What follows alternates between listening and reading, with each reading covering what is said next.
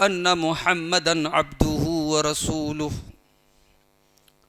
يا أيها الذين آمنوا اتقوا الله حق تقاته ولا تموتن إلا وأنتم مسلمون يا أيها الناس اتقوا ربكم الذي خلقكم من نفس واحدة وخلق منها زوجها وبث منهما رجالا كثيرا ونساء واتقوا الله الذي تساءلون به والأرحام إن الله كان عليكم رقيبا يا أيها الذين آمنوا اتقوا الله وقولوا قولا سديدا يصلح لكم أعمالكم ويغفر لكم ذنوبكم ومن يطع الله ورسوله فقد فاز فوزا عظيما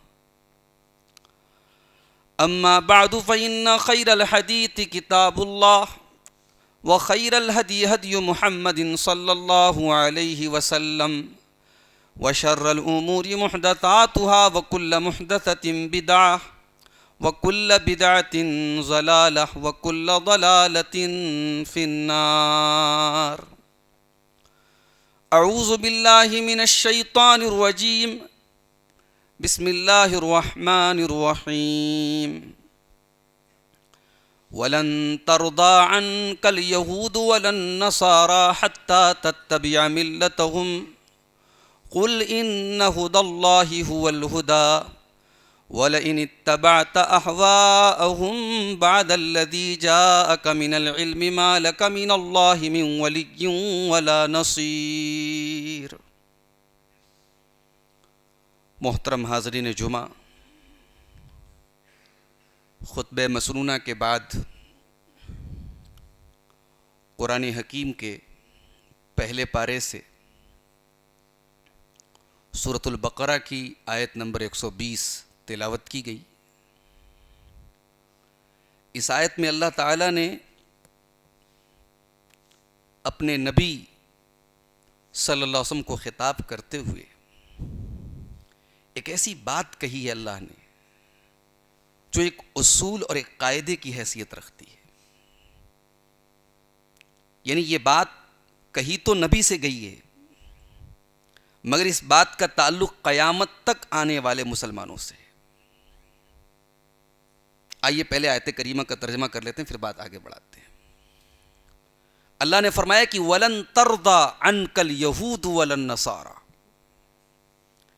اے نبی آپ سے خوش نہیں ہو سکتے، آپ سے راضی نہیں ہو سکتے کون؟ یہود و نصارہ،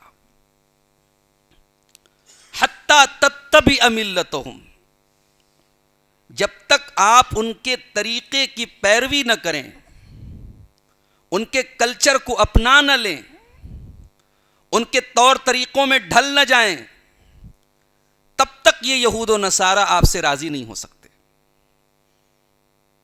نماز پڑھ کے آپ ان کو راضی نہیں کر سکتے، اسلامی تہذیب، اسلامی شناخت، اسلامی کلچر کے ساتھ یہ مشرکین، یہ یہودی، یہ نصارہ آپ سے خوش نہیں ہو سکتے۔ اب سوال یہ ہے کہ ہم کیا کریں؟ اللہ نے فرمایا قل ان ھدی اللہ ھو الھدی، اے نبی آپ فرما دیجئے کہ اللہ کی ہدایت اور اللہ کا راستہ ہی صحیح ہے، اللہ کا دین ہی برحق ہے، اللہ کا نازل کیا ہوا دین ہی سچا ہے۔ اور اس کے بعد اللہ تعالیٰ نے اپنے نبی کو ایک عجیب و غریب وارننگ دی ہے، دھمکی دی ہے اللہ تعالیٰ نے۔ اللہ تعالیٰ کے کلام کا ایک انداز یہ بھی ہے کہ اللہ تعالیٰ قرآن میں کبھی کبھی اپنے نبی سے وہ بات کہتا ہے جو بظاہر ممکن نظر نہیں آتی کہ ایسا ہوگا نہیں، لیکن اللہ تعالیٰ اپنے نبی کے ذریعے وہ بات کہہ کر کے امت کو ایک پیغام دلواتا ہے کہ یہ بات میری نظر میں بڑی سخت ہے۔ اب یہ انداز دیکھیے، وَلَئِنِ اتَّبَعْتَ أَهْوَاءَهُمْ بَعْدَ الَّذِي جَاءَكَ مِنَ الْعِلْمِ، اے نبی آپ کے پاس اللہ تعالیٰ کی طرف سے جو علم آ چکا ہے، جو شریعت آ چکی ہے، اس علم کے آ جانے کے بعد اگر آپ نے یہود و نصارہ کی خواہشات کی پیروی کی، اگر آپ ان کی مرضی تلاش کرتے رہے، ان کی خوشنودی ڈھونڈتے رہے، اگر آپ نے ان کی خواہشات کی پیروی کر دی، ما لک من اللہ من ولی ولا نصیر، تو اے نبی آپ بھی کان کھول کر کے سن لیں، اللہ کے مقابلے میں پھر آپ کا کوئی دوست نہ ہوگا، کوئی مددگار نہ ہوگا۔ اللہ اکبر، کتنی سخت بات ہے۔ ظاہر ہے کہ ہم اپنے نبی کے بارے میں تو تصور بھی نہیں کر سکتے اس چیز کا، تو یہ اللہ کے رسول کو خطاب کر کے امت کو میسج دیا گیا ہے کہ یہود و نصارہ کو راضی کرنے اور ان کی خواہشات اور ان کی خوشنودی تلاش کرنا چھوڑ دو۔ اگر تم ان کی رضا کو تلاش کرنے کے چکر میں اللہ کو ناراض کر لو گے نا، پھر تمہاری کوئی مدد کرنے والا نہیں ہوگا۔ میرے بھائیو، اس آیت کی روشنی میں آج ہم اور آپ اس وقت ملکی اعتبار سے بھی اور عالمی اعتبار سے بھی ہم جن حالات سے دوچار ہیں، ہم اس پر ذرا غور کریں۔ دھیرے دھیرے معاشرے میں ہماری تہذیب، ہمارا جو کلچر ہے، اس پر کس طریقے سے مشرکانہ اور کافرانہ تہذیب غالب آ رہی ہے، ذرا اس کا آپ نقشہ دیکھیں سماج کے اندر۔ ہمارے شادی بیاہ سے لے کر کے، ہمارے لین دین سے لے کر کے، ہمارے اخلاق سے لے کر کے، ہماری عورتوں کے لباس سے لے کر کے، ہمارے بچوں کی تربیت سے لے کر کے، سماج کا کون سا ایسا انگ ہے، سماج کا کون سا ایسا حصہ ہے جہاں آج مشرکانہ اور کافرانہ تہذیب ہماری اسلامی تہذیب کے اوپر آج غالب نہیں آ رہی ہے؟ ذرا آپ بتائیے مجھے۔ آج مسلمان کا بچہ جو میچیور ہو رہا ہے، نوجوان ہے، نو عمر ہے، اس بچے کو دنیا جہان کی نالج ہے۔ انسٹاگرام سے لے کر کے فیس بک تک، واٹس ایپ سے لے کر ٹیلی گرام تک ایک ایک چیز اس کو معلوم ہے۔ اس کو نہیں معلوم ہے تو اپنے دین کے بارے میں کچھ نہیں معلوم ہے، اس کو نہیں معلوم ہے تو اپنی شریعت کے بارے میں نہیں معلوم ہے، اس کو دین کی بیسک، دین کی بنیادی چیزیں نہیں معلوم ہیں۔ اور ہم صاحب بڑے خوش ہیں، ہمارا بچہ مئو کے سب سے اسٹینڈرڈ اسکول میں پڑھتا ہے۔ ہم پیسے والے، ہم کسی ایرے غیر نتو غیر اسکول میں اپنے بچے کا ایڈمیشن نہیں کراتے۔ ہم مئو کا جو سب سے ٹاپ کا ادارہ، وہاں ہمارا بچہ پڑھتا ہے، ہماری بچی وہاں پڑھتی ہے۔ یہ کہہ دینا کہ ہمارا بچہ ایک اسٹینڈرڈ اسکول میں پڑھتا ہے، یہ آج سماج میں ایک اسٹیٹس کی نشانی ہے، اپنے نام کو اونچا کرنے کی نشانی ہے۔ بھائی صاحب، آپ کا بچہ مئو کے سب سے اسٹینڈرڈ اسکول میں پڑھتا ہے، بہت اچھی بات ہے۔ آپ کا بچہ دین کے بارے میں کتنا جانتا ہے، اللہ کے بارے میں کتنا جانتا ہے، رسول کے بارے میں کتنا جانتا ہے، اس کے ہیرو کون ہیں، اس کے آئیڈیلز کون ہیں؟ 15 سال کے نوجوان اللہ کے رسول کی سیرت کے بارے میں آج ناواقف ہیں۔ حضرت ابو بکر کو نہیں جانتے، حضرت عمر کو نہیں جانتے، عثمان غنی کون ہے نہیں پتا، علی مرتضیٰ کون ہے نہیں پتا۔ یہ آپ کے نوجوانوں کا حال بتا رہا ہوں میرے بھائیوں، میں نے سروے کیا ہے، میں نے پوچھا ہے۔ ایک بڑی تعداد سماج کی ایسی ہے جو نماز اگر پڑھتی ہے تو فارمیلٹی کی طرح پڑھتی ہے، اس کو نماز کی دعائیں نہیں آتی ہیں، اس کو وضو کا صحیح طریقہ نہیں معلوم، اس کو غسل کا پراپر طریقہ نہیں معلوم، اس کو عقیدے کی موٹی موٹی باتیں نہیں معلوم۔ جن بچوں کے لیے آپ مرتے ہیں، کھپتے ہیں، اپنا ایک ایک پسینہ بہاتے ہیں، وہ آپ کے مرنے کے بعد آپ کے بچے اس لائق بھی نہیں کہ آپ کے جنازے کی نماز پڑھ سکے۔ کیا فائدہ ایسی اولاد کا میرے بھائی؟ انسان بے اولاد مر جائے بہتر ہے، ایسی اولاد کس مطلب کی کہ باپ مرے تو اس کے جنازے پر کھڑا ہونے والا وہ بچہ اپنے باپ کی مغفرت کی دعا نہ کر سکے۔ کس کو راضی کر رہے ہیں ہم بھائی، کس کو خوش کر رہے ہیں ہم؟ اور آج حالات آپ دیکھیں، ملک کے حالات کس تیزی سے بدل رہے ہیں، ہم اور آپ بتانے کی اور زیادہ روشنی ڈالنے کی ضرورت نہیں، ہم تمام چیزوں کو میڈیا اور سوشل میڈیا کی روشنی میں محسوس کر رہے ہیں۔ مئو جیسا شہر جہاں ہماری ایک تہذیب اور ایک شناخت اور ہمارا یعنی پوری دنیا میں ایک نام تھا کہ بھئی یہ علم کا گہوارہ ہے، مدارس کا قلعہ ہے، یہ آج ہمارے اس مئو شہر کے بارے میں جب ہم بعض باتیں ہم نے نوجوانوں سے سنی اور آ کے دیکھی بھی تو واللہ ہمارے دل کو بڑی تکلیف پہنچی کہ آج کیا حالات ہیں۔ حکومت کی طرف سے اور پرشاسن کی طرف سے جو معاملات ہیں وہ اپنی جگہ ہیں، لیکن ہم خود کیا کر رہے ہیں؟ ہمارا بچہ موبائل کے ذریعے کیا سیکھ رہا، ہماری لڑکیاں موبائل کے ذریعے کیا سیکھ رہی ہیں؟ آج ہماری نوجوان نسل کہاں کھڑی ہے؟ کون سا نشہ ہے جو آج ہمارا نوجوان استعمال نہیں کر رہا ہے؟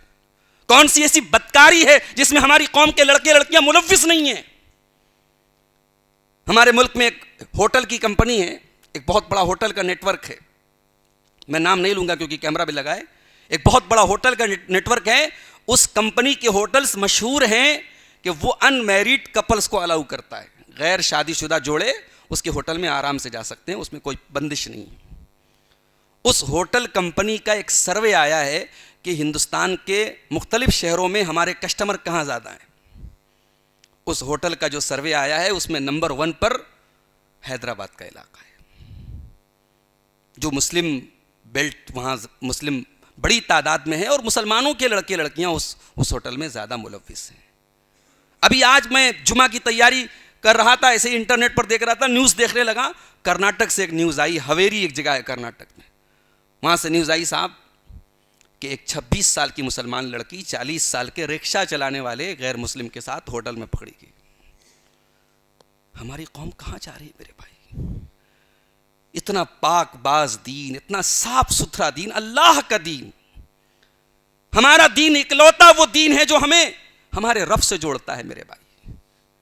ہم کوئی معمولی قوم نہیں, ہمیں اللہ نے خیر امت کا لقب دیا ہے. کنتم خیر امت اخرجت للناس تأمرون بالمعروف وتنہون عن المنکر وتؤمنون باللہ.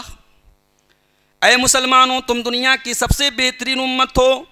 تمہیں انسانیت کے لیے نکالا گیا ہے, تم انسانیت کو کچھ دینے کے لیے آئے ہو, تم مانوتا کو کچھ دینے کے لیے آئے ہو.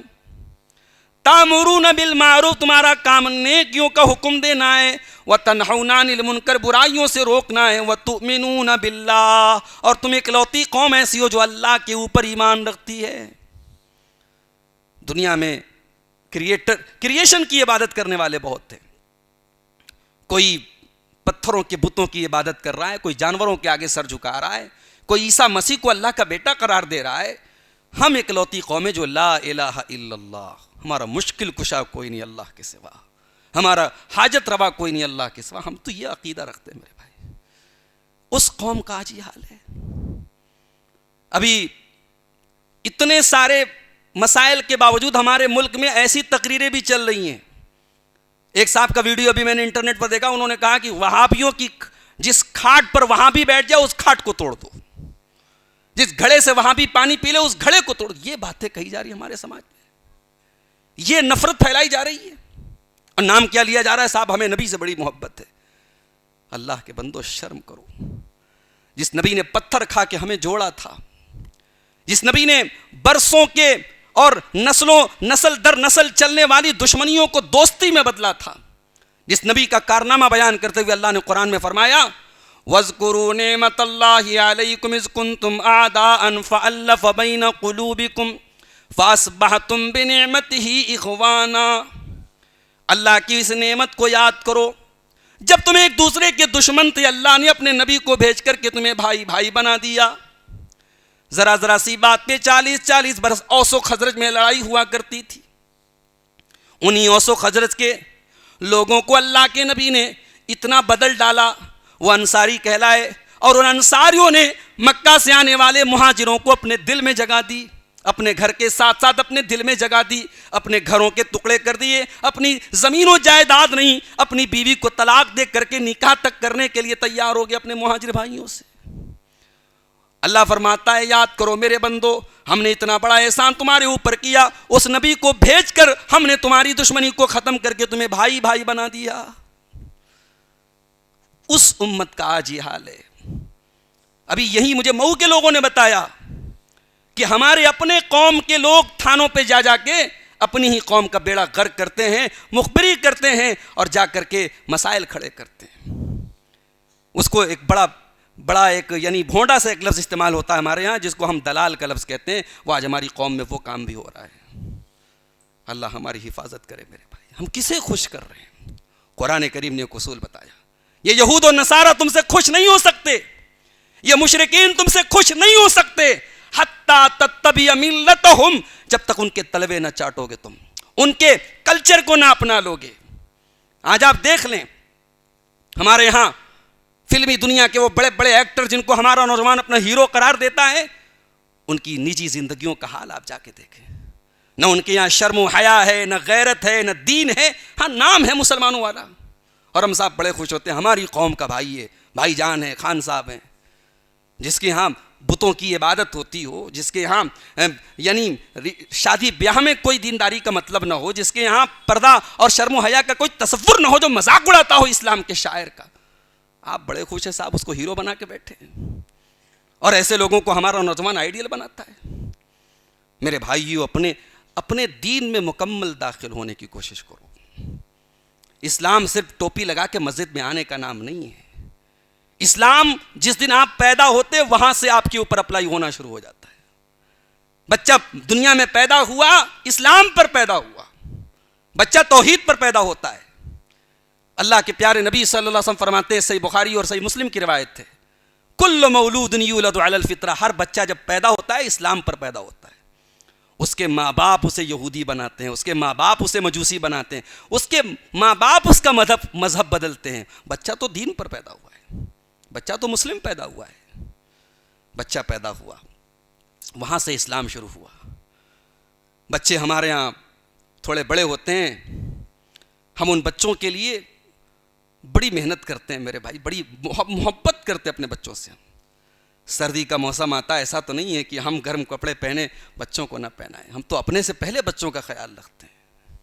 مائیں اپنے بچوں سے کتنا پیار کرتی ہیں، رات میں بچہ بستر گیلا کر دیتا ہے، ماں اس بستر پہ خود سو جاتی ہے، بچے کو سوکھے بستر پہ لیٹاتی ہے۔ اتنی محبت کرتے اپنے بچوں سے۔ بچوں کو ذرا سی کھروچ آ جائے ہم بے چین ہو جاتے ہیں، ہماری آنکھوں میں آنسو آ جاتے ہیں بچے کو تکلیف میں دیکھ کے۔ پریوار کے لیے، فیملی کے لیے ہم کتنی قربانی دیتے ہیں۔ آج ہماری فیملی کہاں جا رہی ہے؟ ہمارے گھر کی عورتیں بے پردہ ہو رہی ہیں، ہمارے بچے بے راہ ہو رہے ہیں، ہمیں کوئی فرق نہیں پڑتا۔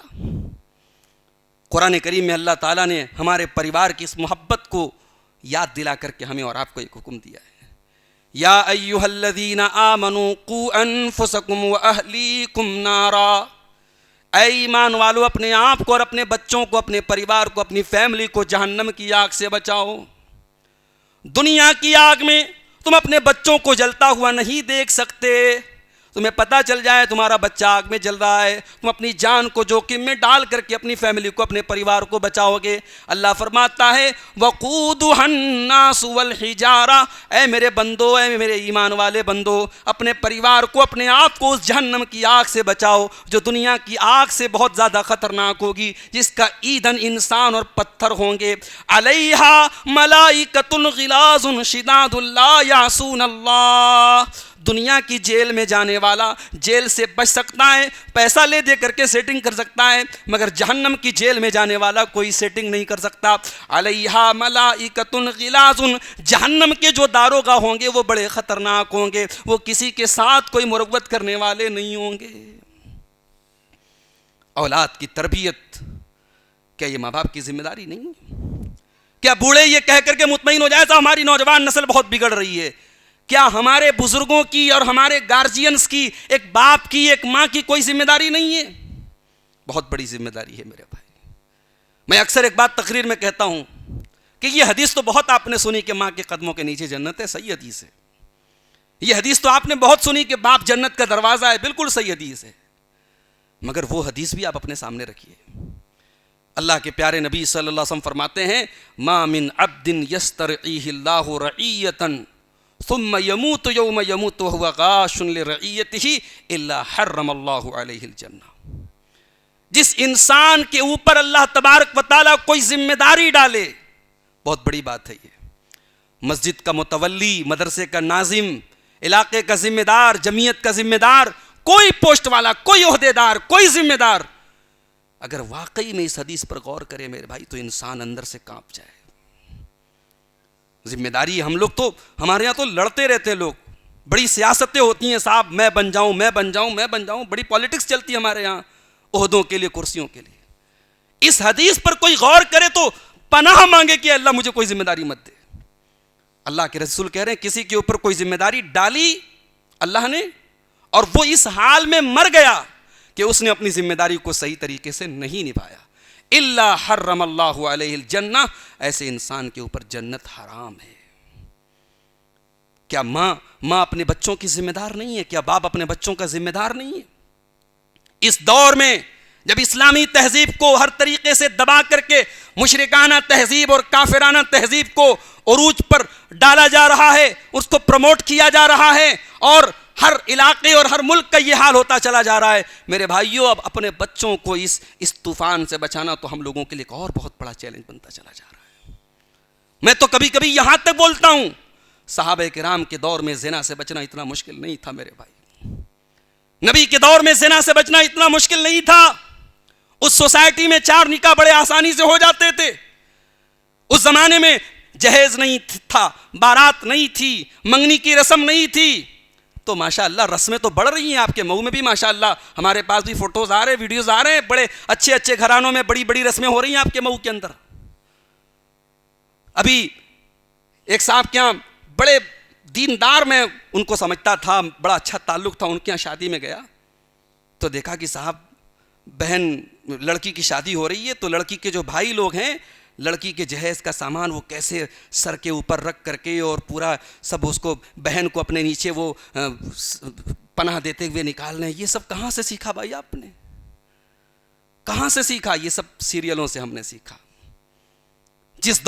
جس معاشرے میں, جس سماج میں کبھی گھر میں عورتیں صبح اٹھ کر کے فجر کی نماز پڑھ کے قرآن پڑھا کرتی تھی, اب تو ان گھروں میں صبح پہلے موبائل کی رنگ ٹون بجتی ہے اور پہلے فیس بک کی ریلز چلتی ہے اور پہلے انسٹاگرام کے ویڈیوز بجتے ہیں. تو اس گھر میں کیا حال ہوگا میرے بھائی؟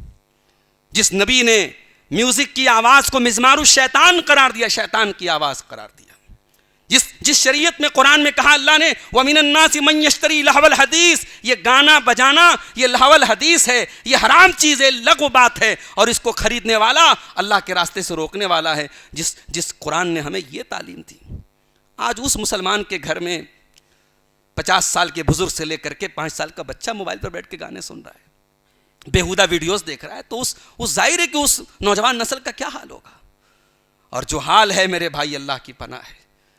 قرآن نے تو ہمیں زنا کے قریب جانے سے منع کیا, وَلَا تَقْرَبُوا الزِّنَا, زنا کے قریب مت جانا.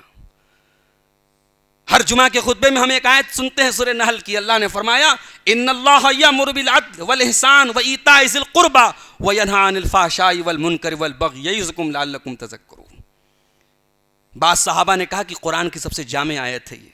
اللہ نے 3 باتوں کا حکم دیا, 3 باتوں سے روکا. اللہ تعالیٰ تم کو عدل کا حکم دیتا ہے, احسان کا حکم دیتا ہے, رشتہ داروں کے ساتھ بھلائی کا حکم دیتا ہے. اور منع کس چیز سے کرتا ہے؟ برائی سے منع کرتا ہے, بے حیائی سے منع کرتا ہے, ظلم سے منع کرتا ہے. جس بے حیائی سے اللہ نے منع کیا ہے وہ بے حیائی تو آج ہمارے یہاں بالکل عروج پر جا رہی ہے. آپ یقین نہیں کریں گے, وہ بچیاں جو ابھی کلاس 8 اور کلاس 9 میں پڑھنے والی ہیں, جو ابھی ڈھنگ سے بالغ نہیں ہوئی ہیں, آج ان کے بھی بوائے فرینڈس ہیں, ان کے بھی لڑکوں کے ساتھ تعلقات ہیں. وہ بھی ریسٹورنٹس میں اور مالز میں اور پارکوں میں ملنے جاتی ہیں اپنے محبوبوں سے.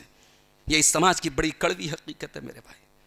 اور یہ ان گھروں کی بات بتا رہا ہوں جہاں عورت اور لڑکی جب گھر سے نکلتی ہے تو سر سے پیر تک مکمل نقاب میں نکلتی ہے. ہمیں اپنی لڑکیوں کو صرف نقاب پہنا دینے سے کام نہیں چلے گا میرے بھائی. آپ نے اپنے گھر میں نقاب اور برقع پہنا دیا, صرف اس سے کام نہیں چلے گا. یہ برقع کیوں پہنایا, اس کی حکمت کیا ہے, اس کی مصلحت کیا ہے, یہ تربیت بھی آپ کو دینا پڑے گا. نہیں دیں گے تو شبلی کالج میں جا کے برقع اتر جائے گا, نہیں دیں گے تو بنارس ہندو یونیورسٹی میں جا کر کے یہ برقع اتر جائے گا, نہیں دیں گے تو ہوٹلوں کے کمرے میں جا کے یہ برقع اتر جائے گا. یہ برقع ایک مسلمان عورت کے لیے کوئی بوجھ نہیں ہے. آج دماغ میں یہ بٹھا دیا گیا صاحب, اسلام میں تو لڑکیوں کو بڑا دبایا گیا ہے, اسلام میں عورتوں کو بڑا حقیر رکھا گیا, بچہ پیدا کرنے کی مشین بنا دیا گیا ہے عورتوں کو. اچھا صاحب, اسلام نے بڑا ظلم کیا. آپ نے کیا کیا؟ عورت کو بہت اونچا مقام دے دیا. ہاں, آپ نے بہت اونچا مقام دے دیا. اسپائس جیٹ اور انڈیگو کی فلائٹ میں سفر کرتے کبھی کریں آپ, دسمبر کی اور جنوری کی سخت سردی میں بھی وہ ایئر ہوسٹس بیچاری وہ آدھے جسم کو ڈھانپنے والا کپڑا پہنتی, اس کا آدھا شریر نظر آ رہا ہے. اس کو اس سخت ٹھنڈی میں بھی اپنا آدھا شریر دکھانا ہے, کیونکہ صاحب وہ ایئر ہوسٹس ہے, اسے کسٹمر کا دل لبھانا ہے. یہ آپ نے عورت کو بڑی عزت دے دی, بڑی عزت دے دی آپ نے صاحب. مرد کی چڈی بک رہی ہے, اس کا بازار میں ایڈ لگائے, وہ بھی کوئی عورت جب تک ننگی ہو کر کے پہچان نہ کرے تب تک وہ مارکیٹ میں وہ سامان نہیں بکتا ہے. یہ آپ نے عورت کو بڑی عزت دے دی. اسلام کا یہی قصور ہے, اسلام نے کہا عورت اپنے گھر میں رہے. وَقَرْنَ فِي بُيُوتِكُنَّ وَلَا تَبَرَّجْنَ تَبَرُّجَ الْجَاهِلِيَّةِ الْأُولَىٰ. اے مسلمان عورتوں, تم اپنے گھر کے اندر رہا کرو گھر کے اندر تمہارا بہت بڑا کام ہے، تم ایک اچھی ماں بھی بن سکتی ہو، ایک اچھی بیوی بھی بن سکتی ہو، ایک اچھی بیٹی بھی بن سکتی ہو۔ آپ کے اسی مئو کے ایک شاعر نے کہا تھا، اللہ رحمت نازل فرمائے فضا صاحب کے اوپر، انہوں نے کہا تھا تو چراغ خانہ تھی اب رونق محفل ہوئی، دیکھ کے گوہر کر لیے تو نے خزف ریز قبول۔ اے مسلمان عورت، تو نے قیمتی پتھر کو دے کر کے کنکر لے لیا، تو نے موتی اور جواہرات اور ہیرو کو دے کر کے تو نے موتی قبول کر لی، تو نے کنکر پتھر قبول کر لیا۔ تو چراغ خانہ تھی۔ کتنی مائیں ہیں اس امت کی، اپنے بچوں کا کردار بنانے میں ان ماؤں کا رول تھا۔ دنیا ان ماؤں کا نام بھی نہیں جانتی۔ امام احمد بن حنبل کہتے ہیں میں چھوٹا سا تھا، میرے والد کا انتقال ہو گیا، میں یتیم ہو گیا، میری ماں نے میری تعلیم اور تربیت پر توجہ دی، مجھے روزانہ صبح تیار کرتی، مجھے مدرسے بھیجتی تھی۔ آج امام احمد بن حنبل کو دنیا جانتی، ان کی ماں کو تو کوئی نہیں جانتا میرے بھائی۔ واللہ یہ عورت کی بہت بڑی قربانی ہے۔ یہ عورت اپنے آپ کو ایکسپوز نہیں کرتی ہے۔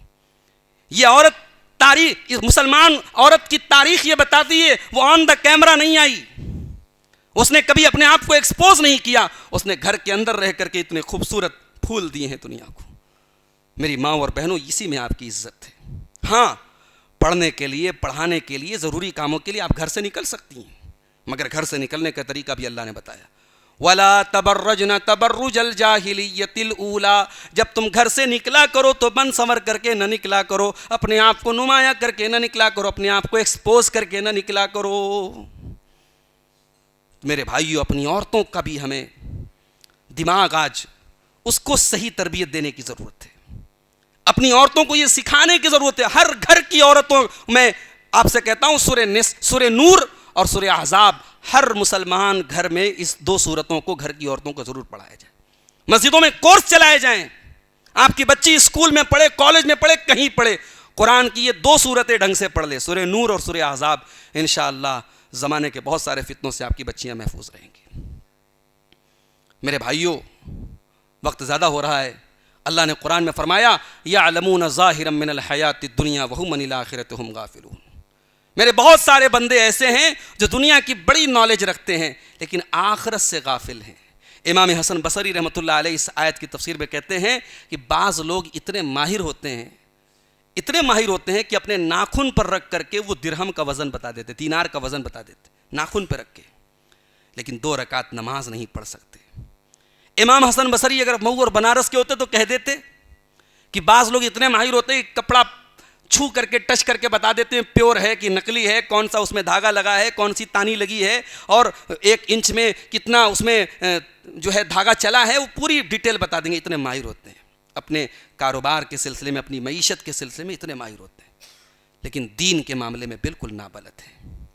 میرے بھائیوں، قرآن کریم میں جو اللہ نے یہ بات کہی کہ اپنے آپ کو اور اپنے بچوں کو جہنم کی آگ سے بچاؤ، اس آیت کی تفسیر میں حضرت علی رضی اللہ تعالیٰ نے بڑی پیاری بات کہی۔ انہوں نے کہا علموہم وادبوہم، اپنے بچوں کو تعلیم دو، اپنے بچوں کو ادب دو۔ آپ کا بچہ ایسا ہو، دسترخوان سے آپ اٹھے تو آپ کے پہلے آپ کا بچہ کھانا کھانے کے بعد کی دعا پڑھ دے۔ آپ کا بچہ ایسا ہو کہ اسکول جانے کے پہلے گھر والوں کو سلام کر کے جائے، آپ اس کے گڈ مارننگ اور گڈ ایوننگ پر خوش ہوتے ہیں۔ آپ کی تربیت ایسی ہونی چاہیے کہ آپ کا بچہ جو ہے وہ سلام کر کے آئے اور سلام کر کے جائے۔ جو ایک اسلامی کلچر ہے، ایک اسلامی تہذیب ہے، وہ آپ کے گھر میں میرے بھائی کیسے آئے، اس کے لیے چنتا کرو میرے بھائی، اس کے لیے فکر کرو، اس کے لیے جڑ جاؤ ابھی سے۔ اگر آپ صاحب اولاد ہیں تو اپنی اولاد اور اپنی بیوی بچوں کو جہنم کی آگ سے بچانے کی آپ کی ذمہ داری ہے، اللہ نے آپ کے کندھے پہ ڈالی ہے میرے بھائی۔ صحابہ کرام کو دیکھیے، عبداللہ بن مسعود رضی اللہ تعالیٰ عنہ رات میں تہجد پڑھ رہے تھے اور پڑھتے پڑھتے قرآن کی اس آیت پر وہ پہنچے جو آج جمعہ کا دن ہے، آپ نے شاید سورہ کہف پڑھی ہوگی تو یہ آیت آپ نے پڑھی ہوگی۔ اللہ تعالیٰ نے بیان کیا حضرت موسیٰ اور حضرت خضر کا واقعہ کہ جب موسیٰ اور خضر ایک بستی سے گزرے تو وہاں ایک مکان کی دیوار گر رہی تھی۔ حضرت خضر نے اس دیوار کو ٹھیک کر دیا۔ حضرت موسیٰ کو بڑا غصہ آیا، بستی والے بڑے کنجوس تھے، انہوں نے کھانا تک نہیں پوچھا تھا۔ حضرت موسیٰ نے کہا کہ آپ کو کیا ضرورت تھی دیوار کو ٹھیک کرنے کی، آپ کچھ اجرت لے لیتے، کچھ پیسے لے لیتے۔ تو حضرت خضر نے جواب دیا، کہا کہ وَأَمَّا الْجِدَارُ فَكَانَ لِغُلَامَيْنِ يَتِيمَيْنِ فِي الْمَدِينَةِ وَكَانَ تَحْتَهُ كَنْزٌ لَهُمَا، کہا کہ اے موسیٰ وہ دیوار 2 یتیم بچوں کی دیوار تھی، وہ دیوار 2 یتیم بچوں کے مکان کی دیوار تھی، اور اس دیوار کے نیچے ان کے باپ نے مرنے کے پہلے خزانہ دبایا تھا. دیوار گر جاتی، خزانہ گاؤں والے لوٹ لیتے. تو چونکہ ان کا باپ نیک تھا، وَكَانَ أَبُوهُمَا صَالِحًا، ان کا باپ ایک نیک انسان تھا، اس لیے اللہ نے مجھے حکم دیا کہ ان نیک باپ کے یتیم بچوں کا خزانہ برباد نہ ہونے پائے. اللہ نے مجھے دیوار کو ٹھیک کرنے کا حکم دیا. اللہ اکبر. آپ نیک بن جائیں میرے بھائی، ہم نیک بن جائیں. اللہ ہماری اولاد کی کیسے حفاظت کرے گا یہ اللہ پر چھوڑ دو. اولاد کا بھوشیہ بنانے کے لیے آپ پراپرٹی خریدتے ہیں، LIC کی پالیسی لیتے ہیں، اور کہاں کہاں پیسے انویسٹ کرتے ہیں. کاش ہم نے اس پر محنت کی ہوتی، اپنے کردار پر ہم نے محنت کی ہوتی. ہم دیندار بن جائیں. میری مائیں، آپ با حیا اور با پردہ بن جائیں. آپ کو بیٹی کو سکھانا نہیں پڑے گا. آپ اپنے لباس کو اسلامی طریقے کا بنا لیں، آپ کی بچی انشاءاللہ اسلامی لباس پہنے گی. آج ہم ایک ایسے دور میں جی رہے ہیں میرے بھائی جہاں ہمارے بچوں کو برباد کرنے کے لیے بہت ساری چیزیں موجود ہیں. موبائل سے لے کر سوشل میڈیا سے لے کر اخبار سے لے کر چینل سے لے کر کے ہر جگہ ایسا کلچر پیش کیا جا رہا ہے جو ہمارے نسلوں کو برباد کر رہا ہے. ایسے موقع پر بھئی ڈاکٹر جو ہوتا ہے نا، بیماری زیادہ بڑی ہوتی ہے تو اینٹی بائیوٹک اتنا تگڑا چلانا پڑتا ہے اس کو، تو آپ کو زیادہ محنت کرنی پڑے گی. یہ اسلام سے دور کرنے والے جو بیکٹیریاز ہیں یہ ہمارے سماج کو کھوکھلا کر رہے ہیں. اس کو روکنے کے لیے ہمیں محنت زیادہ کرنی پڑے گی. ہمارے علماء کو بھی زیادہ محنت کرنی پڑے گی، اور ہمیں اپنے علماء سے جڑنا بھی پڑے گا. ہمیں مسجدوں سے جڑنا پڑے گا. ہمیں مسجدوں کے اندر چھوٹے چھوٹے مکتب کھولنے پڑیں گے، اور 1 کروڑ پتی بھی اپنے بچوں کو ان مکتب میں بھیجے. ٹھیک ہے، آپ اپنے بچوں کو کانوینٹ اسکول میں پڑھاتے، میں منع نہیں کرتا. ضروری نہیں کہ آپ اپنے بچوں کو جامعہ اسلامیہ فیض عام میں اور دارالحدیث اثریہ میں اور جامعہ عالیہ عربیہ میں پڑھائیں. ضروری نہیں ہے ہر بچے کو عالم بنائیں، ضروری نہیں ہے. لیکن آپ کا بچہ ڈاکٹر بنے، انجینئر بنے، کچھ بھی بنے. وہ اکبر الہ آبادی کا شعر ہے نا، تم شوق سے کالج میں پڑھو، چرخ پہ جھولو، جائز غباروں میں اڑو، چرخ پہ جھولو، بس ایک سخن بندے یا جس کا رہے یاد، اللہ کو اور اپنی حقیقت کو نہ بھولو. ایسی نسل تیار کرو جو اللہ کو نہ بھولے. لیکن بہت افسوس کے ساتھ کہنا پڑتا ہے میرے بھائی، اگر ہم نے دھیان نہ دیا، میری بات لکھ لو، شاید میں زندہ رہوں 20 سال بعد اسی مسجد پر کبھی آپ سے ملاقات ہو، اور اس وقت کے حالات، اللہ ہم سب کی حفاظت کرے. جو حالات مجھے نظر آ رہے ہیں، اس قوم کی تہذیب جس طریقے سے مر رہی ہے، اور ہمارا جو سماجی تانا بانا ہے جس طریقے سے برباد ہو رہا ہے، آنے والے 20 سالوں میں ہم کہاں پہنچ جائیں گے، اور اس وقت ہماری نوجوان نسل کہاں کھڑی ہوگی. اللہ ہم سب کی حفاظت کرے میرے بھائی. بڑا خطرناک منظر ہماری آنکھوں کے سامنے نظر آ رہا ہے. دعا کرو اللہ ہم سب کی ہر فتنے سے ہم سب کی حفاظت فرمائے. اللہ ہماری نوجوان نسل کی حفاظت فرمائے. اللہ ہماری ماؤں بہنوں کی حفاظت فرمائے. اللہ ہمارے شہر کی حفاظت فرمائے. اللہ ہمارے شہر کو مکاروں کے مکر سے، شریروں کے شر سے، فرقہ پرستوں کی فرقہ پرستی سے محفوظ رکھے. اللہ ہمیں مرتے دم تک اپنے دین پر اور اپنے شعائر پر مکمل آزادی کے ساتھ عمل کرنے کی توفیق عطا فرمائے. رب العالمین، تو علی کل شیء قدیر ہے، تو مالک الملک ہے. تو جسے چاہتا ہے اقتدار دیتا ہے، تو جس سے چاہتا ہے اقتدار چھین لیتا ہے. اے اللہ اس ملک کا اقتدار، اے اللہ تو ان لوگوں کے ہاتھوں میں دے جو اس ملک کو صحیح طریقے سے چلا سکے، جو امن چین اور سکون کے ساتھ چلا سکے. اور اے اللہ جو اس ملک کا امن چین اور سکون برباد کرنا چاہے، اس ملک کے سماجی تانے بانے کو برباد کرنا چاہے، اے اللہ تو ایسی طاقتوں کو ناکام کر دے. رب العالمین ہمیں جب تک تو دنیا میں زندہ رکھ، اسلام پر زندہ رکھ، اور ہم سب کا خاتمہ ایمان پر ہو. آمین. ربنا تقبل منا انک انت السمیع العلیم وتب علینا انک انت التواب الرحیم.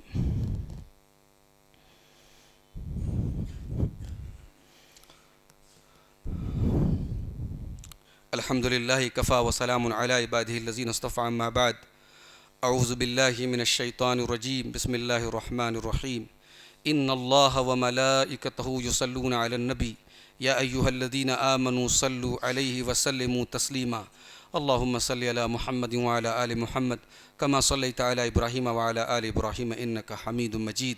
اللہم بارک علی محمد وعلی آل محمد کما بارکت علی ابراہیم وعلی آل ابراہیم انک حمید مجید. اللہم اعز الاسلام والمسلمین واذل الشرک والمشرکین ودمر اعداء الدین. ان اللہ یأمر بالعدل والاحسان وایتاء ذی القربى وینہی عن الفحشاء والمنکر والبغی یعظکم لعلکم تذکرون.